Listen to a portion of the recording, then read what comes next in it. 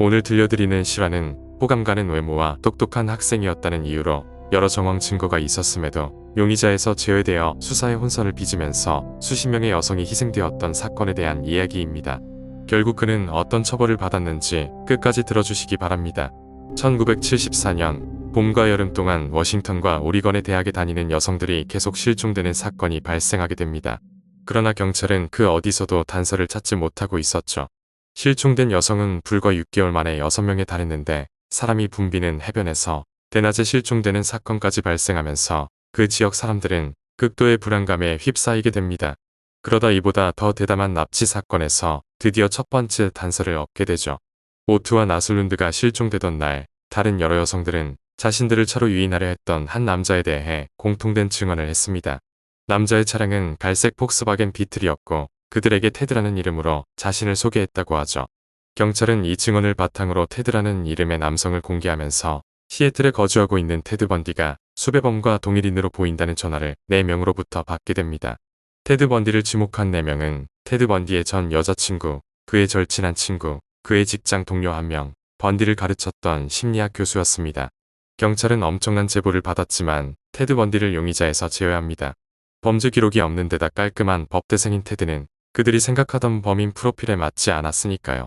이런 판단은 역사상 가장 악명 높은 연쇄살인범 중 한 명인 테드 번디가 1970년대에 7개 주에 걸쳐서 적어도 30명의 희생자를 내게 만드는데 큰 역할을 하게 됩니다. 테드는 경찰뿐 아니라 그가 탈출할 때 시설을 맡았던 교도관, 그가 가스라이팅했던 여자, 결혼한 아내, 그를 변호했던 변호사마저 속여왔죠. 테드는 스스로를 나는 당신이 만날 수 있는 가장 냉정한 놈이야라고 말할 정도였습니다. 오늘날에도 테드 번디가 세계에서 가장 악명 높은 살인범 중 한 명으로 남아있는 데는 그의 살인 행각이 꼼꼼하게 짜여져 있었기 때문이죠. 테드 번디의 살인은 1970년대 초 시애틀에서 시작되었습니다. 어떤 사람들은 그의 첫 살인이 1961년 워싱턴 타코마에서 8살 된 앤 마리벌을 살해한 것이라고 말하지만 번디의 첫 번째로 기록된 살인은 그보다 훨씬 뒤에 일어난 일이었으며 그의 범죄 행위는 1974년 1월 4일 시애틀에서 18살 된 캐런 스파크스로 시작했습니다. 그 뒤로 번디는 계속해서 젊고 매력적인 여성들만을 노리고 호감적인 외모와 매력으로 그들을 유혹해왔죠. 1974년 2월 1일 그는 시애틀에 있는 21세 린다 앤 힐리의 아파트에 침입하여 잠들어 있는 그녀를 몽둥이로 폭행하고 살해하기에 이릅니다.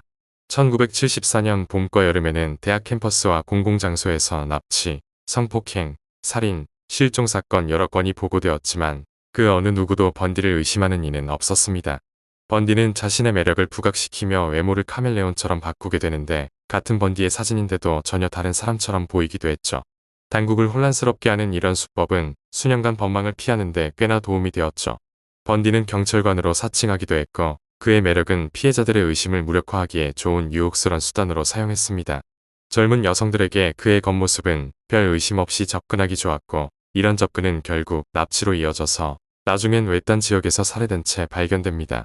그가 콜로라도와 아이다호에서 저지른 범죄도 크게 다르지 않았습니다. 피해자를 그의 차량으로 유인해서 고립된 장소로 끌고 간 다음 잔혹한 폭력을 가한 후 사체를 유기하게 됩니다. 1978년 1월 테드 번디는 플로리다 주립대학의 카이 오메가 여학생 기숙사에서 전례 없는 난동을 부리게 되는데 단 하룻밤 동안 통나무와 다른 둔기 등을 사용해서 여러 여성을 연달아 폭행했던 겁니다. 몇 주 후 엘라베마 주 경계선 근처에서 결국 체포되고 마는데 그때도 번디의 이야기는 끝나지 않았습니다. 이어진 그의 재판은 시민들에게는 아주 충격적인 일이었습니다.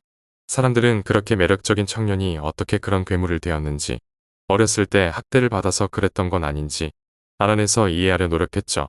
어떤 이유에서든 그가 저지른 흉악한 행위에 대한 설명으로는 충분하지 못했습니다. 여기서 테드 번디의 어린 시절을 들여다봐야겠어요. 테드 번디는 1946년 11월 24일 버몬트에서 태어났는데 그의 어머니는 엘리노어 루이스 코엘, 그의 아버지는 알려진 바 없습니다. 그의 조부모는 딸의 혼외 임신을 부끄러워하며 손자인 테드를 친자식처럼 키우게 됩니다. 그런 까닭에 번디는 그의 어머니가 그의 큰 누나라고 믿고 있었죠. 할아버지는 번디와 그의 어머니를 수시로 때렸는데 이 때문에 그녀는 번디가 5살 때 워싱턴 타코마에 있는 사촌들이 사는 곳으로 아들과 함께 도망치게 됩니다. 그곳에서 엘리노어는 병원 요리사 존이 번디를 만나 결혼하게 되고 그제서야 그녀는 공식적으로 어린 테드 번디를 입양하고 그에게 성을 주게 됩니다. 그러나 번디는 의붓아버지를 싫어했고 나중에 여자친구에게 의붓아버지가 별로 똑똑하지 않고 돈도 많이 벌지 못한다고 폄하하기 일쑤였습니다. 번디의 어린 시절에 대해서는 확실히 알려진 바가 거의 없는데 번디가 자신을 소개할 때 어두운 밤의 초라한 거리를 어슬렁거리며 여성을 감시하는 외톨이라고 묘사한데 반해 고등학교 때 번디를 기억하는 많은 사람들은 그를 상당히 잘 알려지고 인기가 많은 사람이라고 표현했기에 어떤 게 진실인지 알기가 어려웠습니다. 테드 번디는 1965년 고등학교를 졸업한 후 인근의 퓨젯 사운드 대학교에 입학했죠. 그는 그곳에서 1년을 보낸 후 워싱턴 대학교로 전학하여 중국어를 공부했는데 1968년에 잠시 학업을 중단했다가 심리학 전공으로 재등록하게 됩니다. 학교를 쉬는 동안 동부 해안을 방문하던 중 그곳에서 그가 누이라고 믿었던 여성이 실제로는 어머니라는 사실을 처음 알게 되었다고 했습니다. 번디는 워싱턴 대학교에 다니는 동안 캠퍼스 내 의대에서 조교로 일했던 유타 출신 이혼녀 엘리자베스 클로퍼와 사귀게 되는데 나중에 번디가 태평양 북서부 살인 사건의 용의자로 의심된다며 경찰에 신고한 최초의 사람 중 한 명이 됩니다. 또한 경찰에 번디의 이름을 알린 네 사람 중에는 시애틀의 전직 경찰관인 앤 룰리 있었는데 둘은 시애틀의 자살 한라인 위기센터에서 같이 일했던 직장 동료였었죠. 1973년 번디는 퓨젯 사운드 대학교 로스쿨에 합격했지만 몇 달 후 수업을 중단합니다. 그 후 1974년 1월에 실종 사건이 시작되죠. 테드 번디가 처음으로 저지른 범죄는 살인이 아니라 워싱턴 대학교의 학생이자 댄서였던 18세 소녀 캐런 스파크스 폭행 사건인데요. 번디는 캐런의 아파트에 침입해서 침대 프레임에 금속 막대로 무차별 폭행, 의식불명 상태로 만든 다음 성적 폭행까지 저지르게 되는데 그의 폭행으로 캐런은 10일간 혼수 상태에 빠진 후 영구장애를 가지게 되었습니다. 테드 번디의 다음 희생자이자 그의 첫 번째 살인의 희생양으로 확인된 사람은 또 다른 워싱턴 대학교 학생인 린다 앤 힐리였습니다. 캐런 스파크스를 공격한 지 한 달 후 번디는 이른 아침에 힐리의 아파트에 침입하여 그녀를 의식불명 상태로 만든 다음 자신의 차로 옮기게 됩니다. 그녀의 흔적은 어디서도 다시는 보이지 않았는데 그녀의 두개골 일부가 번디가 사체를 유기한 여러 장소 중 한 곳에서 수년 후 발견되었습니다. 그 후 번디는 계속 그 지역의 여학생을 표적으로 삼게 됩니다. 그는 캐스트를 착용하거나 장애가 있는 것처럼 보이는 여성에게 다가가 차에 무언가를 넣는 것을 도와달라고 요청하는 수법을 쓰게 됩니다. 그는 그들을 막대기로 때려 의식불명 상태로 만든 다음 묻고 강간하고 살해 후 그들의 시체를 숲의 외딴 곳에 버려왔습니다. 번디는 종종 그 장소들을 다시 찾아가 썩어가는 시체와 성관계를 가지는가 하면 어떤 경우에는 번디가 희생자들의 머리를 베어 두개골을 아파트에 보관하고 전리품 옆에서 잠을 자기도 했습니다. 우리가 흔하게 말하는 전형적인 사이코패스였던 거죠. 테드 번디의 말을 인용하자면 궁극적인 소유는 사실 생명을 빼앗는 것이었습니다. 그리고 나서 유해를 물리적으로 소유하는 것입니다. 살인은 단순히 욕구나 폭력성 범죄가 아닙니다. 살인으로 그들이 당신의 일부, 소유되어 영원히 하나가 되는 거죠. 그리고 당신이 그들을 죽여서 매장한 땅은 당신에게 신성한 곳이 되고 당신은 항상 그들에게로 다시 이끌릴 겁니다. 이런 미친 궤변을 늘어놓는 인간인 줄 겉모습만 보고 어떻게 알겠어요. 그 후 5개월 동안 번디는 태평양 북서부에서 5명의 여대생, 도나 게일 맨슨, 수잔 엘레인 렌코트, 로베르타 캐슬린 파크스, 브렌다 캐럴볼, 조지안 호킨스를 납치하고 살해했습니다. 이러한 실종 사건이 잇따라 발생하자 경찰은 대대적인 수사를 지시하고 여러 정부기관에 실종된 소녀들을 찾는데 도움을 요청하게 됩니다. 이 기관 중에는 번디가 근무했던 워싱턴주의 응급서비스 부서도 있었죠. 여기서 번디는 2번 이혼하고 자녀 2명을 둔 캐롤 앤분과 사귀고 헤어지기를 반복했는데 살인이 계속되는 동안 그녀와의 사이에서 딸 로즈를 낳기도 했습니다. 납치범에 대한 수색이 계속되면서 목격자들이 속속 등장하게 되고 테드 번디와 그의 차량이 일치한다는 증언까지 얻게 됩니다. 번디의 희생자들 시신이 숲에서 발견되던 바로 그때 번디는 유타의 로스쿨에 합격하여 솔트레이크 시티로 이사하게 되는데 그곳에 거주하는 동안에도 10대 소녀 4명을 포함하여 젊은 여성들을 강간하고 살해하는 일을 계속하게 됩니다.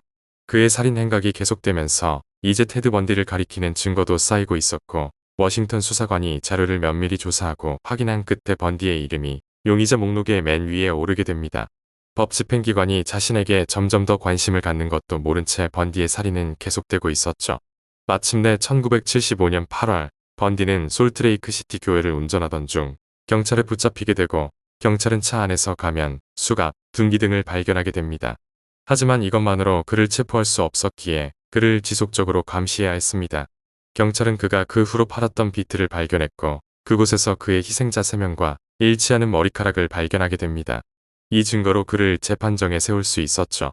경찰이 테드의 행적에 대한 조사를 위해 그와 연인이었던 첫 번째 신고자인 클로퍼와 결혼 생활까지 하는 분과 면담했지만 누구도 테드가 살인을 할 정도로 악한 사람은 아니라며 두둔하는 이야기를 들어야 했죠. 1975년 체포는 테드 번디의 살인을 결코 멈추지 못했습니다.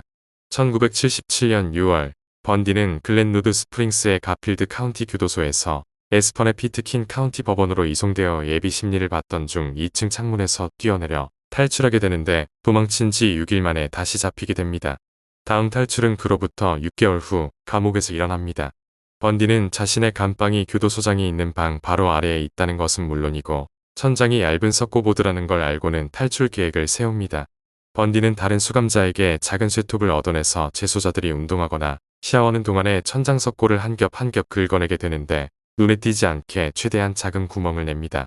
그 구멍으로 빠져나가기 위해 체중을 줄이려 의도적으로 식사량을 급격하게 줄이고 지난번 탈출 때처럼 돈이 없어서 낭패를 보지 않기 위해 N분이 몰래 넣어둔 돈뭉치도 숨겨두었습니다. 모든 준비가 끝나자 번디는 구멍을 뚫고 교도소장실로 기어 올라가서 아무도 없는 것을 확인하고는 자신의 죄수복을 교도소장이 걸어둔 사복으로 갈아입고 교도소 정문을 지나 유유히 걸어 나가게 되었죠. 이번에는 시간을 허비하지 않고 즉시 차를 훔쳐서 마을을 떠나 플로리다로 향했습니다. 탈출에 성공한 테드 번디는 눈에 띄지 않으려 했지만 신분증을 제시할 수 없어서 일자리를 구할 수 없었기에 살기 위해 사기와 도둑질을 해야 했습니다. 또한 폭력에 대한 그의 갈망은 좀처럼 누그러지지 않았죠. 1978년 1월 15일 탈출한 지 2주 후 번디는 플로리다 주립대학교 캠퍼스에 있는 카이오메가 여학생 기숙사에 침입하여 여학생들을 폭행하고 성적 학대 살해하게 됩니다. 그 중에 생존한 피해자인 클라이너는 기숙사 내부로 쏟아져 들어온 차량 헤드라이트 덕분에 번디가 놀라서 도망쳤다고 진술했습니다. 번디의 공격은 15분도 채 걸리지 않았고 30명 이상의 거주자가 있는 곳에서 일어났음에도 불구하고 범죄가 끝날 때까지 거의 눈에 띄지 않았습니다. 그 외에도 번디는 근처 아파트에 침입하거나 중학교에 들어가서 여학생들에게 이전과 동일한 범죄를 저질렀어요. 그리고 다시 한번 그의 무리한 운전이 경찰의 주의를 끌게 되는데 도난 차량임을 확인하고 갑작스럽게 그의 차량에서 3명의 죽은 여성의 신분증을 발견하게 되었던 겁니다. 결국 또 다시 심판대에 서게 되고 이어지는 재판 내내 테드 번디는 변호사의 조언을 무시하고 스스로 변호를 맡습니다. 결국 유죄 판결을 받고 플로리다 레이포드 교도소에서 사형수로 복역했는데 그곳에서 다른 수감자들로부터 신체적 폭행은 물론이고 4명의 남자에게 집단 강간을 당했다는 기록도 있었습니다. 테드 번디는 마침내 1989년 1월 24일에 전기의자로 처형되는데 수백 명의 사람들이 그의 죽음을 축하하기 위해 법원 밖에 모여들었었죠. 그는 죽기 전에 많은 살인을 자백했지만 번디의 희생자들의 실제 수는 알려지지 않았습니다. 번디는 범죄와 관련된 물리적 증거에도 불구하고 특정 살인을 부인했고 입증되지 않은 다른 살인을 암시하기도 했습니다. 궁극적으로 이 모든 것이 당국이 테드 번디가 30에서 40명의 여성을 살해했다고 의심하게 만들었으며 그를 미국 역사상 가장 악명 높고 무서운 연쇄살인범 중 한 명으로 뽑히게 됐던 겁니다. 테드 번디에 관한 이야기는 영화, 책, 다큐멘터리로 다뤄지며 살인범에 초점을 맞추었으나 그 중 일부는 번디와 그의 악랄한 범죄에서 벗어나서 본래 취지와는 전혀 다른 방향으로 조명되기도 했습니다.